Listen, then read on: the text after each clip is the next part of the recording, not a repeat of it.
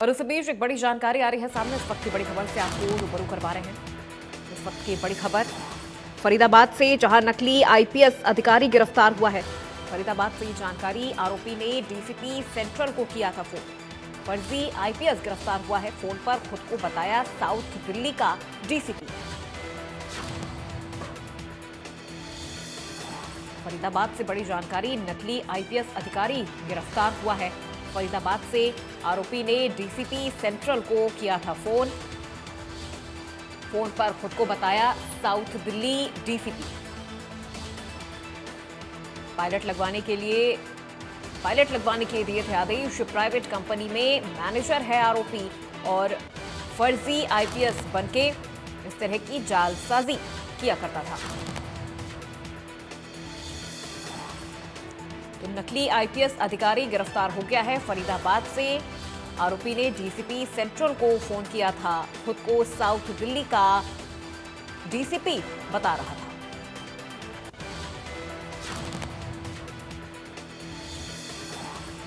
तो ये बड़ी जानकारी आप तक पहुंचा रहे हैं, जहां नकली आईपीएस अधिकारी गिरफ्तार हो गया है। पायलट लगवाने के दिए थे आदेश।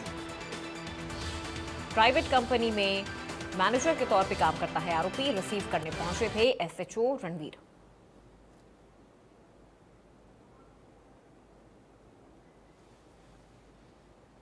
और इसी खबर पे ज्यादा जानकारी के साथ हमारे फरीदाबाद ब्यूरो चीफ देवेंद्र कौशिक हमारे साथ लाइव जुड़ चुके हैं। देवेंद्र, क्या जानकारी मिल रही है नकली आईपीएस के बारे में? कैसे इसके बैकग्राउंड को खंगाला गया और किस तरह से ये गिरफ्त में आया? बिल्कुल, देखिए ये रात का वक्त है। जो फरीदाबाद के डीसीपी सेंट्रल हैं उषा कुंडू, उनके पास में एक फोन आया था और उसमें बताया गया था कि वो सुरेंद्र चौधरी बोल रहा है, जो आईपीएस है डीसीपी साउथ दिल्ली का, और उसे फरीदाबाद में कहीं जाना है और उसको रास्ते का नहीं पता, इसलिए उसको पायलट दी जाए। और कालंदी कुंज पर इसको लेकर पल्ला थाना क्षेत्र में जो एसएचओ है रणबीर सिंह, उनको डीसीपी उषा की तरफ से फोन किया गया कि ऐसे ऐसे आईपीएस को आना है और आप उसे पायलट करिए। तो जब रणबीर वहां पहुंचे तो उनको शक हुआ उस पर कि वो आईपीएस शायद नहीं है। लगातार फर्राटेदार इंग्लिश में वो बात कर रहा था। ऐसे में एसएचओ की तरफ से भी इंग्लिश टू इंग्लिश उससे बात की गई, तो उसमें कई बातों में उसको शक हुआ कि शायद ये आईपीएस नहीं है। फिर उससे सख्ताई से पूछताछ रणबीर की तरफ से की गई। एसएचओ ने जब पूछताछ की तो उसमें जानकारी सामने आई कि बड़ी किसी प्राइवेट कंपनी में सीनियर मैनेजर के पद पर यह व्यक्ति तैनात है, जो गौरव शर्मा नाम का व्यक्ति है, और सैलरी भी करीब करीब 1.5 लाख रुपए उसकी सैलरी है।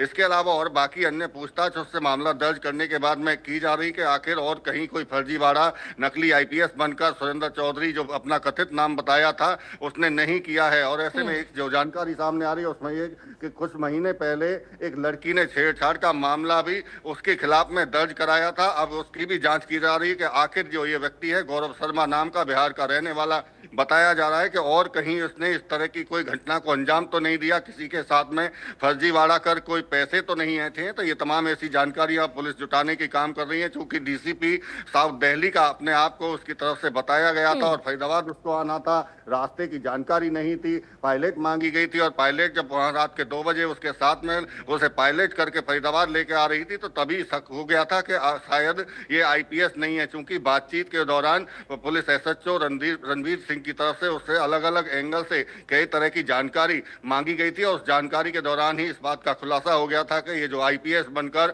फरीदाबाद में पायलट मांगी है, ये असली में आईपीएस नहीं है और किसी प्राइवेट कंपनी में सीनियर मैनेजर के तौर पर ये काम कर रहा है। जी ठीक है, बिल्कुल। देवेंद्र, आपसे ये भी जानना चाहेंगे, आखिर इसके नकली आईपीएस बनने के पीछे का कारण क्या है? क्या ये इस तरह से धौंस जमाने के लिए कर रहा था या किसी तरह की जालसाजी की ये पूरी प्लानिंग करके बैठा था? बिल्कुल, देखिए चूंकि रात का मामला है और ऐसे में सुबह ये जानकारी सामने आई है कि नकली आईपीएस पकड़ा गया है। हालांकि अभी उससे पूछताछ मामला दर्ज करने के बाद में की जा रही है। चूंकि एसएचओ की तरफ से यही जानकारी दी गई है कि फिलहाल एक मामला उसका सामने आया है कि 6 महीने पहले किसी लड़की के साथ में उसने छेड़छाड़ की थी, लेकिन अन्य और भी कई मामले हो सकते हैं। चूंकि जालसाजी का ये मामला बनता है, अपने आप को रौब दिखाने के लिए, पुलिस पर रौब झाड़ने के लिए इस तरह से उसने काम किया। और फरीदाबाद में आखिर वो आना कहाँ चाहता था, किससे उसने मिलना था, तो ये तमाम पहलुओं पर, तमाम एंगल पर अब पुलिस जांच कर रही है। उसके बाद ही पता चल सकेगा कि जो नकली आईपीएस हो उसने और कहां कहां फर्जीवाड़ा किया है। जी ठीक है, बिल्कुल। बहुत शुक्रिया देवेंद्र इस पूरी जानकारी के लिए। अभी कोई सुरेंद्र चौधरी नाम से डीसीपी साउथ दिल्ली का आईपीएस अधिकारी बन करके ये कह रहा है भी मेरे को रास्ते का नहीं पता और फरीदाबाद में मेरे को आने के लिए फैसिलेट किया जाए। तो उस मैडम ने कहा भाई बिल्कुल देख लेना कौन है क्या है और उनको सहूलियत देना है। तो जो ही फरीदाबाद में इंटरव्यू हुए मैंने उसको उसके पद की ध्यान में रखते हुए मर्यादित रूप से उसे पूछा सर आपका डेस्टिनेशन कहाँ है। तो उसने मेरे को कहा आप ऐसा करो मुझे कोई डेस्टिनेशन नहीं है मेरा फरीदाबाद में, आप मेरे को वापस कालिंदी कुंज या नोएडा छोड़कर आओ।